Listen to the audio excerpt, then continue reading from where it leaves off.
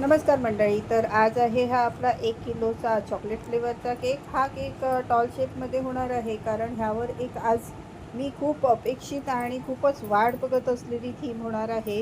तर जेव्हा मला ह्या केकची ऑर्डर आली आणि मला ही डिझाईन कन्फर्म झाली, मी स्वतःच कस्टमरला शेअर केली होती ही डिझाईन आणि त्यांनाही ती डिझाईन खूप आवडली आणि त्यांना ती ॲक्युरेट तशीच हवी होती.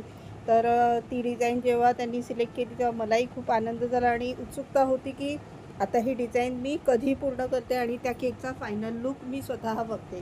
तर मी हा केक केलेला आहे क्रमकोट आणि ह्याला मी क्रमकोट करून 2-3 तासासाठी सेट करून घेतला आणि आता पर्पल कलरने मी इथे त्याला करत आहे फायनल फिनिशिंग. तर फायनल फिनिशिंग आपण पेपर बॅगने केली, पायपिंग बॅगने, तर ती व्यवस्थित होते आणि लेयर व्यवस्थित बसतात. जास्त क्रीम पण आपल्या त्या केकला यूज होत नाही.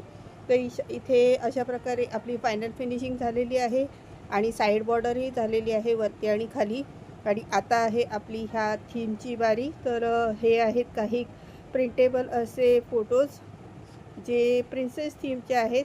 तर इथे पर्पल कलरचीच थीम असल्यामुळे ते प्रिंट देखील पर्पल कलरचेच आहेत.